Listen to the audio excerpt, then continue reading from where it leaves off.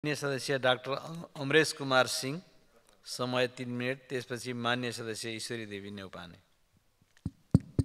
सम्मान्य सभामुख महोदय, हिजोको घटना धेरै मान्यजी साथीहरूले बोल्नुभयो। मेरो प्रश्न संयोगले सदनमा आज नेपाल सरकारका मान्य गृहमन्त्रीजी यही हुनुहुन्छ। यो जुन जहिले पनि हामी भरिया समाज छौँ, मालिक समात्दैन। मेरो सभामुखजी मार्फत सरकारलाई अनुरोध छ कि मालिक समातेर देखाउनुहोस्।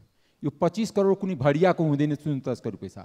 हिजो समितिको बैठक चल्दै थियो, जुन बेला पब्लिक पनि भएको थिएन। बिहानै मैले भनेको थिएँ यो सुन तस्करको पैसा हो, किन पुलिस सोर्सबाट नै हामीलाई आएको थियो कि।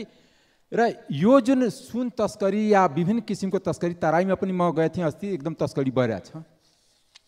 त्यसको मालिक न जहिले पनि 100 किलो, 33 किलो, 27 किलो, 12 किलो कानुन छ, रिपोर्ट बन्छ। रिपोर्ट सरकारले त्यसमा ताला चाबी लगाएर साँचो आफूसित राख्छ, रिपोर्ट पब्लिक गर्नु हुँदैन। मैले भन्छु कि सदन सोभरेन हो, सरकार सोभरेन हुँदैन। सदन सोभरेन हुन्छ। सोभरेन संसदलाई जानकारी चाहियो कि त्यो सुन काण्डको रिपोर्टहरू कहाँ छ, सदनमा टेबल होस्। किनकि जहिले पनि सरकार विभिन्न काण्डको रिपोर्ट बनाउँछ, त्यो रिपोर्टमाथि एकदम या त चातेर फालिदिन्छ या त गोप्य राख्छ। यो कुरा चल्दैन, किन पब्लिकलाई अधिकार छ कि यो देशको जर्जर अवस्था छ। म अलिकति यो ब्याकग्राउन्ड भन्दै म केही कुरा राजनीतिक कुरा राख्न चाहन्छु। अनि म एउटा अर्को आग्रह गर्न चाहन्छु कि संयोगले गृहमन्त्री हुनुहुन्छ, हिजो पार्टीको पदाधिकारीमा उहाँले देशको राजनीतिक बारेमा ब्रिफिङ गर्नुभएको छ। पार्टी सोभरेन होइन, संसद सोभरेन हो। उहाँसँग आग्रह गर्न चाहन्छु संसदमा जानकारी दिनु पर्यो कि देशको राजनीतिक अवस्था के हो। म किन आज यो बोल्नुपर्ने स्थिति भयो भने भर्खर म आउँदैछु घरबाट, मेरो भैँसी पार्टी घर छ। संयोगले मन्त्रीजीहरूको पनि घर अब त्यहीँ छ। 2-3 ठाउँमा म जुलुस देखेँ। एउटा बागमती पुलमा जुलुस देखेँ केबुल कारवालाको, अर्को जुलुस म ठम्याउनु सकेन। यहाँ बबरमहलतिर जुलुस थियो, एकातिर यादव चौकको नाउँमा उता गोली चलिरहेछ, यता केबुल कारको नाउँमा के नेपाल अशान्त भएको हो? यसको राजनीतिक उद्देश्य के हो? यसको लागि म सभामुखसँग विनम्र आग्रह गर्न चाहन्छु कि एउटा राष्ट्रिय महत्त्वको राजनीतिक प्रस्तावमाथि छलफल होस्, पुरा सदनमा छलफल होस् कि देशको राजनीतिक अवस्था के हो। देशको प्रधानमन्त्री जानकारी दिनु पर्यो, किनकि आजको दिनमा नेपालको सुरक्षा खतरामा छ, नेपालको वैदेशिक सम्बन्ध खराब छ सबैसँग।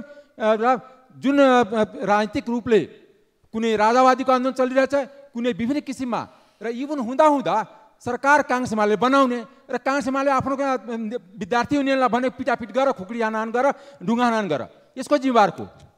म सोध्न चाहन्छु सरकारसँग, सरकारमा बस्ने पार्टीको अध्यक्ष र सभापतिजीसँग कि तपाईँहरू मिलेर सरकारमा खानलाई बस्ने तर रोडमा झगडा गराउनलाई नमिल्ने।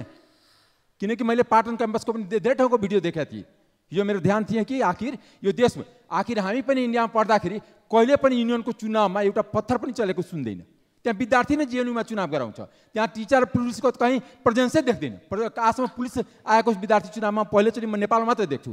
यो मुलुक हामी कता एनार्किकलतिर लगिरहेछौँ कि मिलिटेन्सीतिर लगिरहेछौँ कि आफ्नो युथ विङलाई मिलिटेन्ट बनाएर पिटापिटी पहिलेदेखि खोखरी र ढुङ्गाको तालिम दिएर हामी देशलाई अस्तव्यस्त पार्न खोजिरहेछौँ। त्यस कारण आज चौतर्फी यो देशमा, देशभित्रबाट पनि राजनीतिक खतरा छ, देश बाहिर पनि खतरा छ।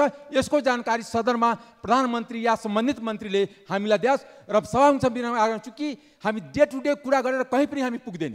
राजनीतिक अवस्था, किनकि राजनीतिक दुर्घटना, आर्थिक दुर्घटना सबभन्दा ठुलो दुर्घटना हुन्छ कुनै पनि देशको लागि। मैले पढेर आएको छु कि राजनीतिक दुर्घटना हुँदाखेरि 2-4-5 वर्षमा ट्र्याकमा आउनु पनि सक्छ, तर आर्थिक आधा मिनट मात्र सँगै विशेष सम्झौता। र आर्थिक दुर्घटना भयो भने 30 वर्ष त्यो देश ट्र्याकमा आउँदैन। आज नेपाल 2टी दुर्घटनाको कगारमा छ। यो मैले आफ्नो विभिन्न तथ्यको आधारमा विश्लेषण भन्न चाहन्छु। किनकि जसरी अफगानिस्तानको, बुरुन्डीको, कोसोभोको अनि विभिन्न देशमा जुन हाम्रै शान्ति सेनाहरू गइरहेका छ, किन आर्थिक त्यहाँ टाट पल्टा छ, नेपाल त्यही लाइनमा जान लागेको हो।